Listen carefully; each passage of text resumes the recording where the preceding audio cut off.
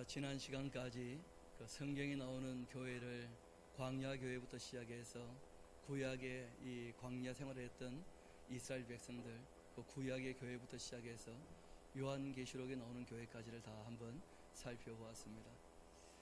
바울은 깨닫게 되었죠. 하나님께서 인류 역사를 왜 섭리하시고 운영하시느냐, 이 땅에 교회를 세우기를 원하셔서 그렇게 하셨다 하고 바울은 밝히고 있습니다. 근데 실상 교회 자체가 완성은 또 아닙니다. 왜냐하면 하나님께서 이 교회를 이 세상에서 세우시고 이 교회가 천국 하나님 나라까지 연결되지 않고 이어지지 않는다면 그 별로 의미가 없는 것이죠. 예수님 하신 말씀 중에 참 두려운 말씀이 있는데, 그물에 들어왔다고 해서 전부 다 천국에 들어갈 것인가? 그건 또 그렇지 않다 하고 말씀하십니다. 청함을 받았다고 해서 다 함께 왕과 함께 영원히 왕노릇할 것인가? 그 잔치에 참여할 것인가? 그게 또 그렇지 않다 하는 말씀도 하셨습니다. 그래서 오늘 우리가 또 몇 번에 걸쳐서 이 구원이라고 하는 이 땅에서 부름을 받은 것 정도가 아니고 영원히 하나님과 함께 우리가 살아가는 참된 구원, 영생 복락, 하나님의 나라, 천국, 이런 것들을 좀 우리가 정리해야 되지 않겠는가. 꽤 큰 주제가 되어서 한 몇 번에 나누어 얘기를 좀 해야 될 것 같고, 오늘은 무엇보다 이 마태라고 하는 분이 그 유대인이었기 때문에 하나님의 구원에 대한 굉장한 관심을 갖고 있었고, 예수님 말씀 중에 하나님의 나라 하는 이 말씀은 마태에게는 굉장히 깊이 와닿았던 모양입니다. 그래서 여러분들 한번 보시면 알겠습니다만은, 하나님 나라 하는 말은 다른 이들은 거의 쓰지 않았어요. 마태복음에만 거의 나오는 말씀이고, 알고 보면 이 하나님 나라는 영생과 구원과 우리가 천국이라 그렇게 표현할 수도 있는데, 하나님 나라라고 하지만 실제로는 바실레이아 왕국입니다. 왕국. 하나님께서 왕으로 통치하시는 궁극적인 나라가 있다는 거예요. 지금 우리나라도 나라는 나라죠. 근데 나라가 좀 평화롭습니까? 좀 시끄럽습니까? 세상은 시끄러운데 우리는 너무 평화롭죠. 그렇지 않습니까? 참 나라가 시끄럽기도 하고 어지럽기도 하고 어렵기도 합니다만은, 왜냐하면 사람이 통치하기 때문에 그게 그렇게 만만하지가 않은 것입니다. 하나님이 통치하시는 참된 왕국이 와야 진정한 평화가 오게 될 것이고, 거기에 대하여 예수님이 오셔서 몇 가지 표적으로 보여주시며, 정말 하나님이 원하시는 나라는 이러한 모습이다. 그래서 너희들이 이 땅에서부터 그 나라 백성답게 사는 연습과 훈련도 해야 된다 하고 예수님께서 말씀을 하신 것입니다. 그래서 오늘은 마태복음에서 우리에게 소개하고 있는, 특별히 예수님이 말씀하셨던 그 하나님의 나라, 그 천국, 구원에 대한 내용들을 같이 좀 차근차근 살펴보면 좋겠습니다. 그래서 오늘은 마태복음 1장부터 28장까지를 쭉 다 살펴볼 텐데, 하나의 주제를 가지고 함께 보려고 합니다. 우리 마태복음 1장부터 같이 한번 가보도록 합시다.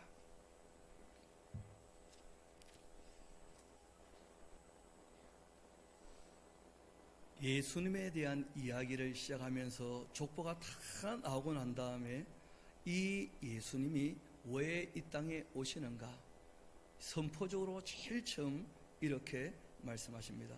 우리 1장 21절 같이 한번 가볼까요? 1장 21절 우리 같이 한번 읽어봅시다. 시작. 아들을 낳으리니 이름을 예수라 하라. 이는 그가 자기의 백성을 그들의 죄에서 구원할 자이심이라 하니라. 아멘. 여러분, 하나님께서 천국을 미리 구상하실 때 자기 나라 백성 숫자까지도 다 정해놓으셨다는 거예요. 그걸 우리가 예정이라. 그래서 하나님의 부름을 받고 주님 품에 안긴 사람들을 우리가 뭐라고 고백합니까? 택한 백성들이라. 그래서 하나님의 택한 백성을 이 땅에서 어떻게 할 수 있는가? 주님의 몸된 교회의 일원이 된다면, 그리고 거기서 한 걸음 더 나아가서 주님의 뜻을 따라 사는 사람이라면 틀림없이 하나님 나라의 백성일 것이다. 예수님께서는 누구의 죄를 사해 주시는가? 그 자녀들, 하나님 나라의 백성들, 그들의 죄를 다 사하시려고 이 땅에 오셨다는 거예요. 인류의 죄를 사하러 오신 것이 아닙니다. 하나님의 사랑을 받아들이지도 않고 하나님을 인정하지도 않는 사람이라면 그 죄를 하나님 쪽에서도 속하지 않으시고 속하지도 못하시는 거죠.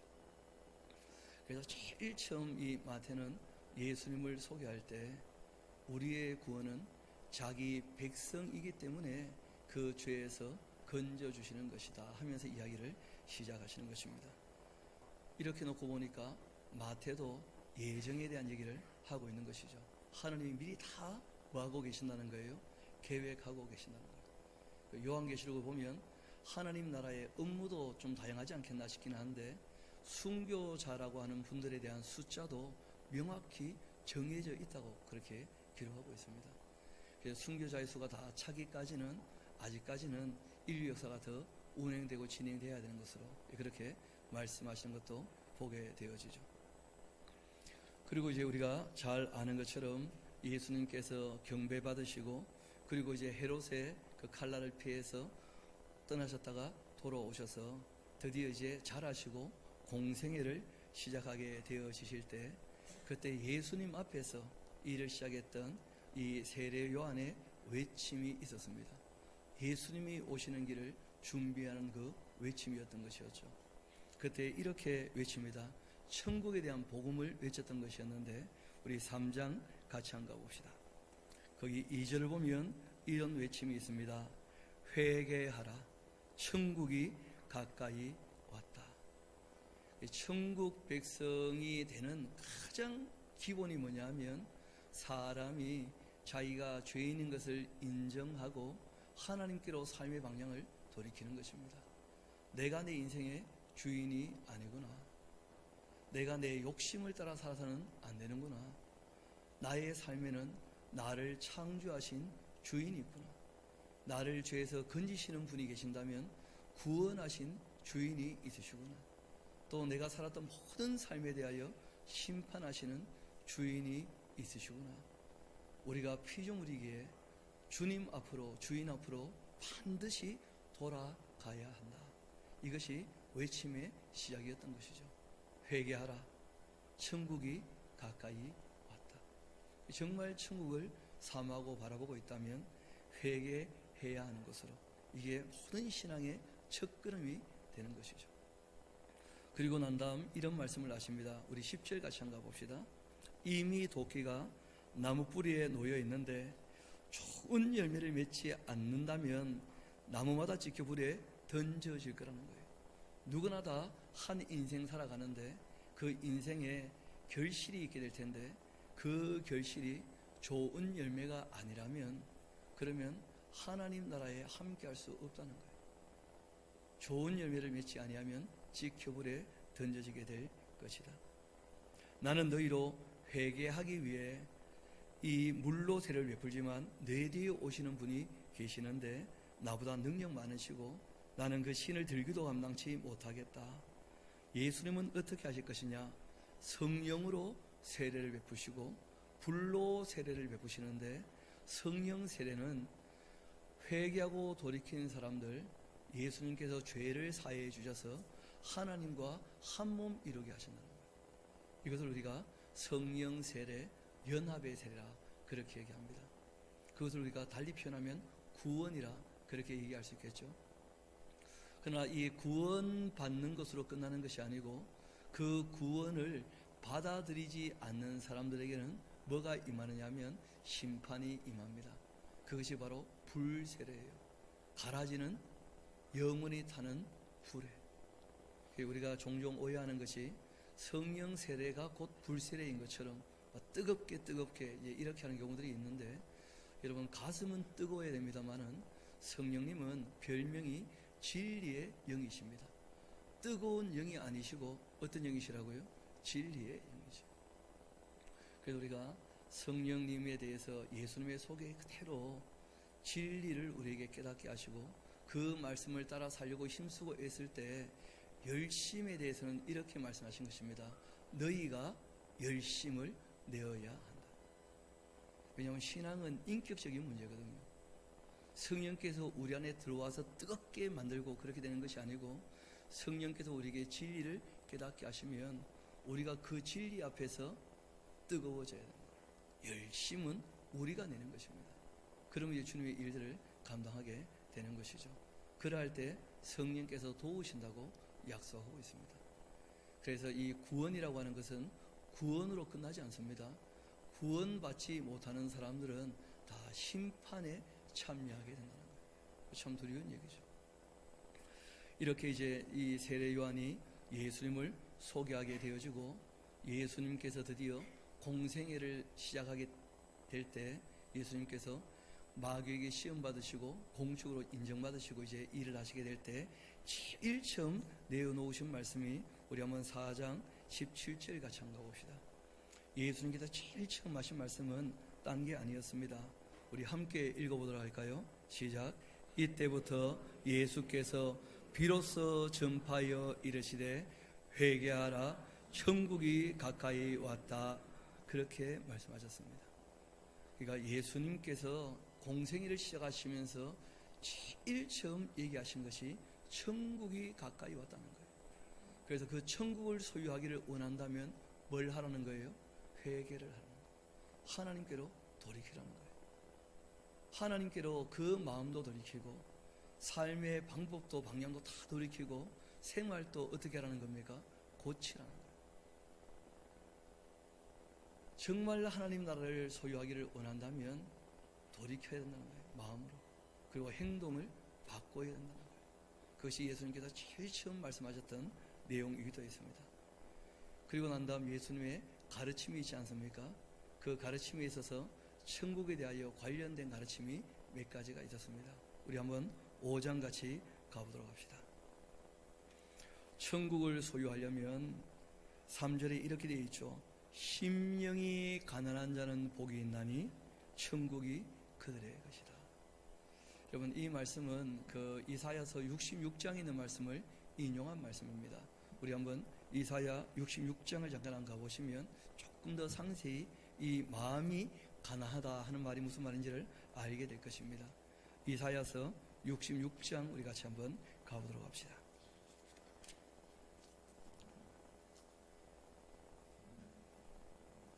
저는 이사야서 66장에 있는 내용이 굉장히 익숙합니다. 왜냐하면 이번 주간에도 성경 강좌하면서 이 말씀을 드렸고, 또 어제 이 요한계시록 강독하면서도 이 말씀을 드렸었는데, 여러분들은 오래간만에 또 보시는 말씀이죠. 그렇지 않습니까? 아니면 자주 좀 보셨습니까? 아주 익숙하면 참 다행한 것이고, 굉장히 낯설면 문제가 많은 것입니다.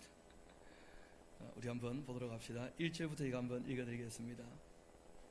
여호와께서 이와 같이 말씀하시되 하늘은 나의 보좌고 땅은 나의 발판인데 너희가 나를 위해 무슨 집을 짓겠느냐? 내가 안식할 초소가 어디겠느냐? 실제로 하나님께서는 이 땅에서 하나님의 나라가 시작되기를 원하시지만 하나님이 거하시는 곳은 이 땅이 다가 아니죠. 정말 천국이 있다는 거예요. 사람들이 하나님 거하실 집을 짓는다, 그 말이 되겠냐는 거예요. 그런 것은 있을 수 없는 것이고, 나 여호와가 말하노라 내 손이 이 모든 것을 다 지었다. 그래서 그들이 생겼느니라. 그리고 이런 말씀하십니다. 무릇 마음이 가난하고 심령에 통회하면서 내 말을 듣고 떠는 자라면 그 사람 내가 어떻게 하신다는 거예요? 돌보신다는 거예요. 심령이 가난하면 어떤 현상이 일어나느냐? 하나님 말씀을 두렵고 떨림으로 수용 받아들인다는 거예요. 그것이 마음이 가난한 것입니다. 예수님 하신 말씀의 내용은 이런 것이었죠. 세상에 참 많은 이야기들이 있고 많은 일들이 있겠지만 예수님 말씀을 들으려고 모여온 너희들, 그들이 바로 마음이 가난한 자들이에요. 하나님 말씀을 들으려고 온 사람들, 그런 사람들은 천국을 소유하게 될 것이다. 그렇게 말씀하신 것이죠. 왜냐하면 하나님 말씀을 듣는 이유는 딴 데 있는 것이 아니지 않습니까? 주님의 말씀을 잘 듣고 그 말씀 따르기를 원하니까. 그래서 하나님 말씀을 듣고 싶어 하는 것이거든요. 그렇게 마음이 가난한 사람들 천국을 소유하게 될 것이다. 이게 예수님의 말씀이었습니다. 또 우리 마태복음 5장으로 같이 가보도록 합시다. 하나님은 선하시고 의로우신 분이기도 하신데 또 이런 말씀 하시죠. 우리 한번 8절 같이 한번 가볼까요? 거기 이런 말씀이 있습니다. 마음이 어떠해야 된다고요? 깨끗한 자가 복이 있다는 거예요. 그들이 하나님을 보게 될 것이다. 여러분, 예수님께서는 요한복음 15장에서 하나님 말씀으로만 우리의 마음을 씻을 수 있다, 그런 말씀하셔요. 그러니까 하나님 말씀을 들으려고 모일 뿐 아니라 주의 말씀을 수용함으로 마음도 씻어져야 됩니다. 그리고 그 말씀을 따라 살아야 하는 것이죠. 그런 사람들 천국을 소유하게 된다, 그런 말씀을 하신 겁니다. 또 말씀하시기를 우리 한번 10절 같이 한번 가봅시다. 의를 위하여 박해받는 자 복이 있나니 천국이 그들의 것이다. 이 땅에서 선하게 참되게 그리고 의롭게 살아가게 되어지면 이 땅에서 인정받기보다는 뭐가 닥칠 수 있다는 거예요? 핍박이. 그러나 그 핍박을 받는 그 사람들 오히려 천국을 소유하게 될 것이다. 왜냐하면 이 세상은 성경이 한결같이 우리에게 얘기하고 있는 것이 악하다는 거예요. 악해. 그래서 이 세상에 의를 행하면 핍박이 당연히 있게 된다는 거예요. 그러나 그것을 수용하고서도 견뎌내면서 끝까지 의롭게 살아간다면 천국을 소유하게 될 것이다 하고 말씀하신 것입니다. 그리고 우리가 조금 내려와 봐서 예수님께서 천국에 대한 말씀 중에 이런 표현을 하신 적이 있습니다. 19절 한번 봅시다. 그러므로 하고 얘기하시기를 누구든지 이 계명 중, 하나님 말씀이죠, 그렇죠? 이 계명 중 지극히 작은 것 하나라도 버리고 또 그같이 사람을 가르친다면 천국 가도 어떻다는 거예요? 지극히 작다 일컬음을 받게 될 거라는 거예요. 반면에 누구든지 이를 행하며 가르치는 자라면 천국에서도 크다 일컬음을 받게 될 것이다. 이렇게 말씀하신 다음에 우리 20절을 조금 주목해 같이 읽어보도록 합시다. 시작. 내가 너희에게 이르노니 너희의 의가 서기관과 바리새인보다 더 낫지 못하면 결코 천국에 들어가지 못할 것이다 하면서 의로운 사람을 우리에게 요구하신 거예요. 정의롭고 공의로운 삶, 긍휼과 자비의 마음도 있지만 정의와 공의를 추구하는 삶이 반드시 필요하다, 그렇게 우리에게 말씀하십니다. 그 천국은 부자가 가기 참 어렵다는 말씀을 하고 계셔요. 이유는 부자가 공의롭기가 쉽지 않다는 거예요. 왜냐하면 자기가 서 있는 자리가 너무 높기 때문에 남들과 공평하게 한다, 그 쉽지 않다는 거예요. 너무 많은 특권을 알게 모르게 누려버리고 마는 것이죠. 그래서 정의와 공의를 외치고 있는데 정작 자신은 정의롭고 공의롭지 못했던 그런 우리가 기득권자들을 너무 많이 봐왔다는 거예요. 정의도 마찬가지죠. 남들을 속여하며 부를 일궈놓고 그 부를 지키기 위하여 자기를 위해 일하는 사람들에게는 정직하기를 바라는 그런 사업가들을 우리가 너무 많이 봐왔다는 거예요. 그래서 예수님 말씀은 부자는 천국 가기 참 어려울 것이다, 그런 말씀하셨습니다. 왜냐하면 의롭게 살기가 쉽지 않다는 거예요. 이미 그 자리 자체가. 그래서 성경은 우리에게 누가복음에서는 심령이 가난하다 이렇게 말씀하지 않으시고 가난한 자가 오히려 복이 있다, 그런 말씀도 하신 거예요. 그래서 우리가 있는 자리에서 정말 주님 말씀을 지켜 사는, 의롭게 살아가는 그 삶을 주님께서는 늘 바라고 계시는 것이죠. 그 의에 대하여 이렇게 말씀하십니다. 서기관과 바리새인만도 의롭지 못한다면 천국은 소유할 생각도 하지 말아라. 예수님께서 직접 말씀하신 거예요. 그래서 저도 여러분도 우리의 선자리에서 의롭기 위하여 힘쓰고 애쓸 수 있게 되기를 소망합니다. 왜냐하면 우리가 알게 모르게 자그마한 힘을 가지고 특권을 자꾸 누리고 싶은 마음이 생기거든요. 편하고 싶고 그냥 대접받고 싶고 그 의가 아닌 특권을 누리고 싶은 마음이 알게 모르게 있을 수 있다는 거예요. 그렇지 않기를 성경은 우리에게 바라고 계십니다. 그리고 그 바로 이어 말씀하신 것이죠. 뭐라고 말씀하셨냐면 21절 22절 봅시다. 옛사람에게 말한 바 살인하지 말라. 누구든지 살인하면 심판을 받으리라 하였다는 것 너희가 들었으나 내가 너희에게 이르노니 형제에게 노하는 자마다 심판을 받게 될 것이다. 우리가 형제에게 노하지 않도록 더불어 함께 신앙생활하는 우리가 함께 믿음의 권속이라 하지 않습니까?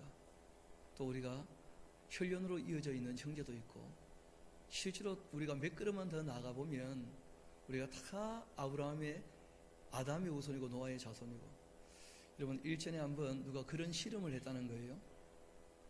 이 일본에 아주 유명한 그 개그맨이 있습니다. 코미디언들 그 다운타운이라고 아시는지 모르겠는데 그 한번 뭐 이 검색해 보시면 나와요. 아주 유명한 우리나라로 치면 유재석하고 강호동이 콤비를 이루는 그런 정도의 입지에 있는 그런 이 코미디언들이 있습니다. 이 사람들이 이제 실험을 한 가지 한 거예요. 코미디언이니까 무슨 실험을 했느냐 하면 전혀 길 가는데 생면부지의 사람에게 물어가지고 몇 명을 거치면 나를 아는 사람을 만나는지 이 실험을 한 거예요. 그래서 이제 자기 지인 중에 이 마츠모토라고 하는 이 사람하고 연결될 만한 사람이 누가 있는지 한번 알아보는 것이죠. 자기 지인 중에 그 연예계에 이렇게 팔이 뻗는 사람이 있는지.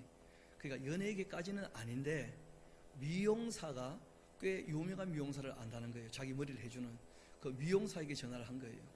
그랬더니 미용사가 나도 그 사람하고 연결은 안 되지만 그 사람을 코디해주는 사람의 친구를 안다는 거예요. 그래서 전화하는 거예요. 친구하고 전화하니까 바로 코디하고 연결돼서 바로 연결되는 거예요. 그러니까 전화가 4번, 5번 거치기 전에 연결 안 되는 사람이 없다는 것을 알게 되었다는 거예요. 그리고 우리가 70억 인구가 있는데 보통 한 사람이 100명 정도는 안다는 거예요. 내가 아는 100명이 100명 다 알면 몇 명을 아는 거예요? 10,000명을. 10,000명이 100명을 알면요? 100만 명을. 100만 명이 100명을 알면요? 그럼 억이 되는 거예요. 그 억이 100명을 알면 100억. 그러니까 우리가 6단계만 거치면 77억 인구 중에 모르는 사람이 없다는 거예요. 의외로 사람들이 참 가깝죠. 그렇게 생각해 보니까. 사람이 그리 멀지 않다는 거예요. 그래서 성경이 우리에게 부탁하십니다. 누구를 미워하지 말아야 할 것이다. 왜냐하면 예수님께서 이런 말씀하십니다. 22절 봅시다. 나는 너희에게 이르노니 형제에게 노를 바라는 것만 해도 심판받을 수 있는 내용이 된다. 그런 말씀하셨어요. 왜냐하면 노를 바란다라고 하는 것은 교만하기 때문에 남을 낮춰보니까 쉽게 화를 낼 수가 있는 것이죠. 여러분 자기를 낮추고 남을 높게 생각한다면 노가 나오겠습니까? 조심하겠습니까? 조심하게 되죠. 또 노를 바래도 사과하게 될 것입니다. 이 노를 바란다는 것 자체가 교만의 반증일 수 있다는 거예요. 여러분 하나님은 노를 바라실 수 있습니다. 왜냐하면 가장 크신 분이시니까. 그런데 인간은 그래서는 안 되는 것이죠.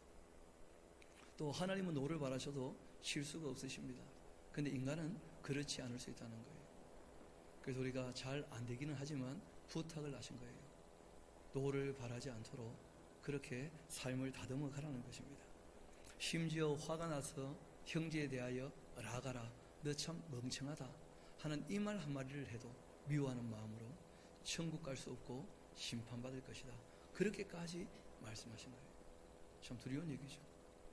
그래서 사람 마음을 깨끗하게 할 때 말씀으로 씻는 것도 참 중요한데 실상은 뭘 씻어내야 되느냐 하면 미워하는 마음들을 씻어내야 됩니다.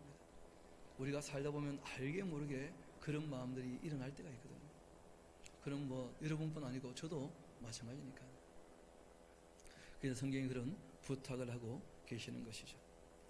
그렇게 예수님께서 산상순을 다 말씀하시고 그리고 난 다음에 결론적으로 말씀하신 것이 바로 오늘 우리가 함께 읽었던 본문의 말씀이기도 한데요. 우리 다시 한번 7장 21절은 같이 한번 읽어보도록 합시다. 시작. 나더러 주여 주여 하는 자마다 천국에 다 들어갈 것도 아니고 다만 하늘에 계신 내 아버지의 뜻대로 행하는 자라야 들어가게 될 것이다. 여러분, 이 말씀은 예수님 말씀을 듣고 있는 사람에게 하신 말씀이 아닙니다. 왜냐하면 지금 예수님 말씀을 듣고 있는 사람들은 예수님을 주인으로 인정하고 있습니까? 선지자 정도로 보고 이 길을 듣고 있습니까? 지금 그런 입장이거든요. 예수님이 이 말씀하신 것은 뭐냐면 이후에 예수님이 자신의 주인인 것을 인정했다 손치더라도 하나님 뜻을 따르지 않는다면 그거는 아니라는 거예요. 예수님을 주님이시라 구세주라 입술로 아무리 고백한다 할지라도 예수님 직접 말씀하신 것이죠. 주여 주여 한다고 천국에 들어가는 것이 아니다. 우리가 큰 오해가 있는데 이 로마서에 있는 내용, 마음으로 믿고 입으로 시인하면 구원받는다, 그거는 그 당시 시대 상황이 우리와 전혀 달랐다는 거예요. 그리고 유대인들에게 하셨던 말씀이기도 하시고요. 유대인들이 그렇게 고백하고 난 다음 출교당하고 죽는 정도라면 그러면 그건 진짜 믿음이다 한 것이지, 성경이 얘기하지 않습니까? 예수님을 입술로 주인이라고 고백한다 할지라도 하나님 아버지의 뜻을 따르지 않는다면 아무 의미가 없다는 거예요. 그 예수님께서 직접 하셨던 말씀입니다. 그리고 난 다음 우리가 조금 넘어가서 8장 같이 한번 가봅시다. 예수님께서 이 이방인, 그 로마 사람이었죠. 백부장의 믿음을 보시면서 오지 않고 기도만 해도 낫겠습니다 했던 그 백부장의 배려와 그 믿음을 보시고는 이런 말씀하십니다. 내가 이스라엘 중에 아무에게도 이런 믿음 보지 못했다. 11절 보면 또 너희에게 이르노니 동서로부터 많은 사람이 이르러 아브라함과 이삭과 야곱과 함께 천국에 앉겠지만은 그 나라 본 자손은 오히려 바깥 어두운 데 쫓겨나 거기 울며 이를 갈지 않겠는가 하고 말씀하시면서 이방인들이 먼저 부름을 받게 될 것도 말씀하시고, 그리고 이방인들의 그 믿음을 인정하시는 그 예수님 모습도 보게 되어집니다. 예수님에 대하여 신뢰하는 그 사람에게 예수님께서 칭찬하셨던 그 내용이 있는 것이죠. 그리고 우리가 9장 같이 한번 가보도록 합시다.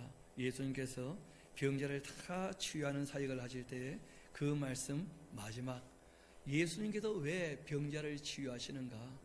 이 병자를 치유하는 것 자체가 천국에 대한 모델이었다는 거예요.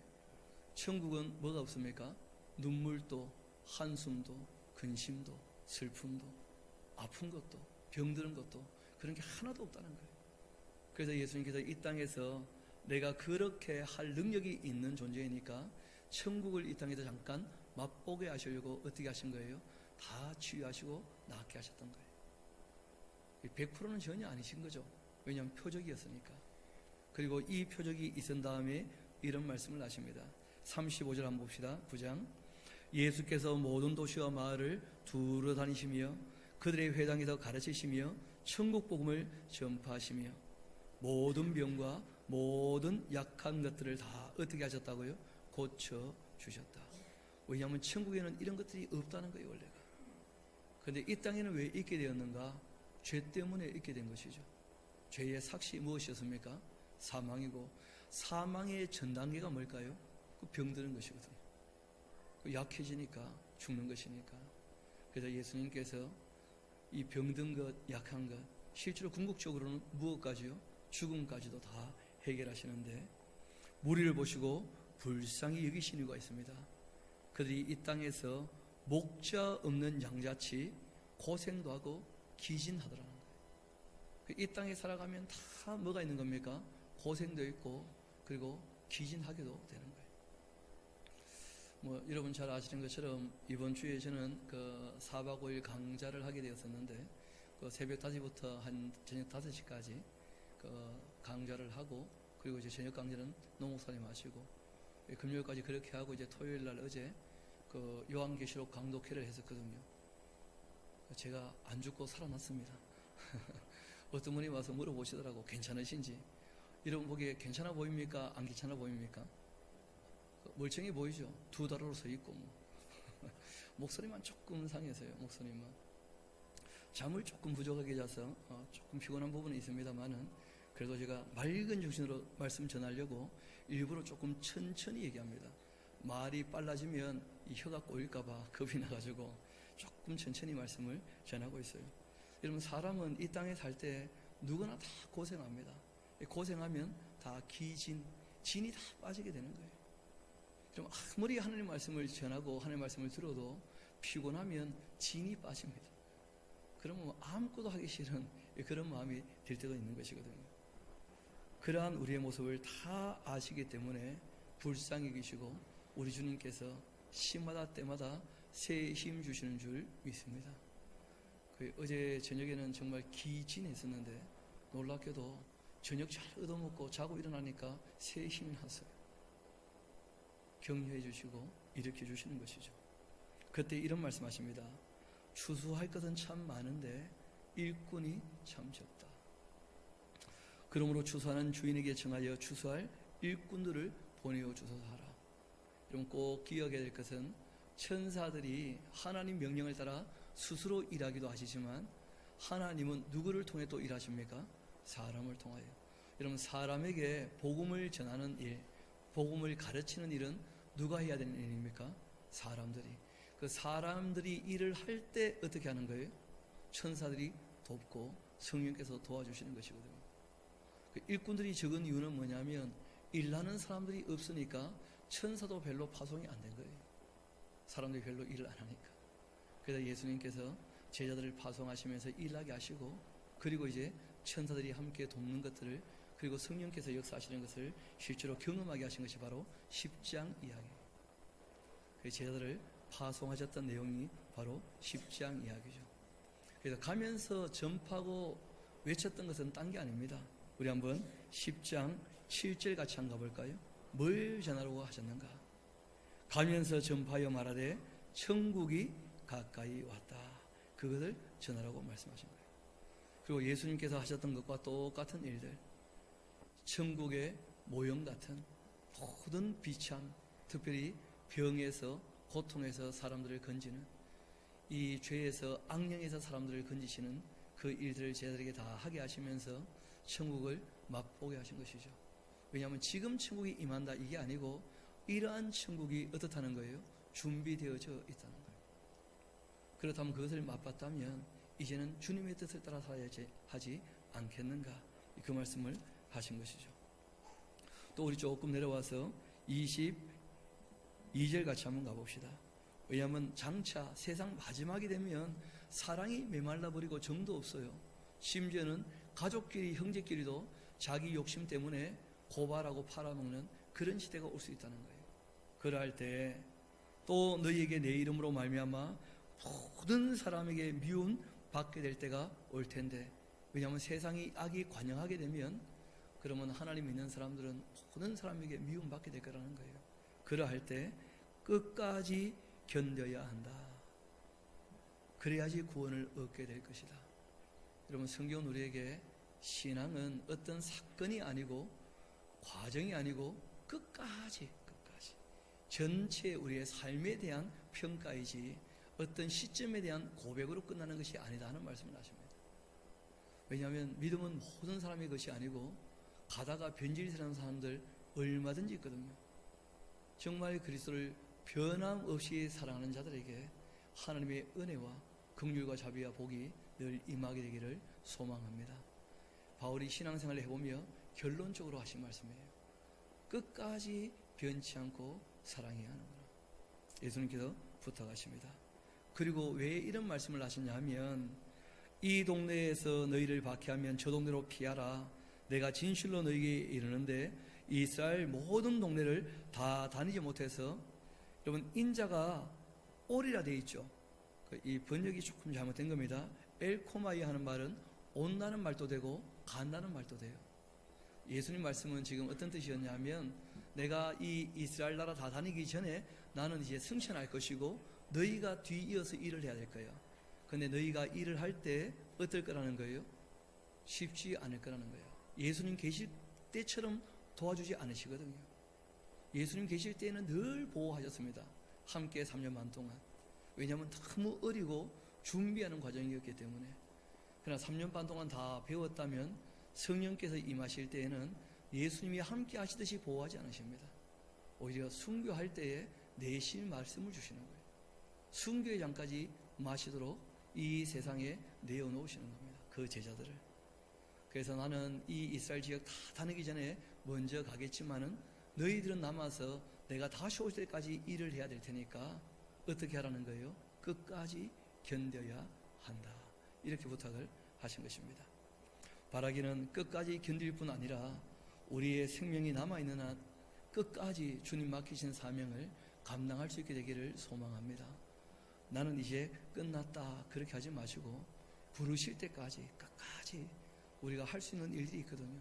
마음을 정리하고 함께 있는 사람들에게 사랑을 표현하고 미워하는 마음을 닦을 수 있게 도와주고 우리가 얼마든지 끝까지 하나님의 일을 할 수 있기 때문에 그렇게 부탁하신 것입니다. 그리고 11장 가게 되어지면 예수님께서 안타까이 하신 말씀인데 본인 말씀을 다 들었던 그곳 사람들이 오히려 주님 말씀을 안 받아들이니까 이 가버나움이나 고라신이나 베세다에게 심판에 대한 말씀을 하신 거예요. 예수님 말씀을 안 받아들이면 그 자체가 뭐가 되고 마는 겁니까? 심판이 되고 마는 것이죠. 그리고 13장 전체가 다 뭐에 대한 이야기입니까? 천국에 대한 복음에 대한 말씀들입니다. 12장은 반면 심판에 대한 말씀이에요. 오늘 우리 거기까지 한번 정리해 보도록 합시다. 우리 마태복음 12장 우리 32절부터 한번 봅시다.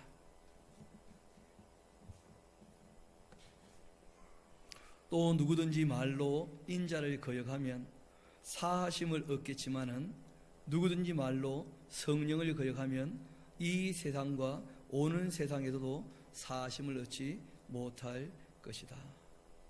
그러니까 지금 예수님 말씀은 성령이 그들과 함께 계시는 것을 계시되기 전이었기 때문에 예수님이 누군지를 못 알아보고 있는 거예요. 그러니까 그 말씀을 믿지 않을 수도 있다는 거예요. 그러나 이후에 성령 오셔서 예수님 말씀을 다 깨닫게 하시고 그게 진리라는 것이 확증되었음에도 불구하고 그 예수님 말씀을 안 받아들인다면 그 성령께서 증언하신 그 말씀을 안 받아들인다면 그것이 무엇이 됩니까? 심판이 된다는 거예요. 다시 한번 봅시다. 누구든지 말로 인자를 거역하면 사심을 얻되 지금은 너희가 알아듣지 못해서 몰라서 용서가 된다는 거예요. 몰라서 그런 것이니까. 그러나 누구든지 말로 성령을 거역하면 이 세상과 오는 세상에서도 사심을 얻지 못해. 이 세상뿐 아니고 어떤 세상요? 오는 세상, 하나님 나라에 들어갈 수 없다는 거예요. 그리고 이어 말씀하시기를 나무도 좋고 열매도 좋다 하든지 나무도 좋지 않고 열매도 좋지 않다 하든지 그렇게 해야 한다. 그 열매로 나무를 아느니라. 독사의 자식들아, 너희가 악하니까 어떻게 선한 말을 할 수가 있겠냐? 너희 마음에 가능한 것을 어떻게 해요? 입으로 말하는 거예요. 그러니까 말 조심할 뿐 아니고 우리가 노함에 대한 얘기를 했는데 마음뿐 아니라 무엇도요? 속에서 내는 말도 조심하라 하고 말씀하시면서 우리 35절 36절 박스 쳐놓고 같이 한번 읽어보도록 합시다. 시작. 선한 사람은 그 쌓은 선에서 선한 것을 내고 악한 사람은 그 쌓은 악에서 악한 것을 내느니라. 내가 너희에게 이르노니 사람이 무슨 무익한 말을 하든지 심판 날에 이에 대하여 신문을 받으리라. 결국은 너가 한 말로 의롭다함도 받고 너가 한 말로 정죄도 받게 될 것이다. 41절 보면 니느웨 사람들은 요나의 말씀을 듣고 회개했는데 이 세대의 사람들은 내 말을 듣고 돌이키지 않으니까 그들이 이들을 정죄할 것이다. 심판대가 되면 남방 여왕은 이 솔로몬 입에 있는 하나님의 말씀을 들으려고 왔었는데 너희들은 내 말을 안 들으니까 남방 여왕이 너희를 정죄하게 될 것이다. 그렇게 말씀하신 것입니다. 그리고 말씀하신 것이 13장에 대한 이야기인데요. 우리 10절 같이 한번 봅시다. 제자들이 예수께 나와 이르되 이 마음밭에 대한 이야기였죠. 네 가지 마음밭. 어찌하여 그들에게 비유로 말씀하십니까? 했더니 예수님께서 이런 말씀하십니다. 천국의 비밀을 아는 것 너희에게는 허락되었지만 그들에게는 비밀이기 때문에 허락 안 되었다는 거예요. 그럼 비밀이라는 말은 아는 사람은 알고 모르는 사람은 모르는 거예요. 예수님을 인정하지 않는 사람은 예수님 말씀을 들어봤자 무슨 말인지 알 수가 없다는 거예요.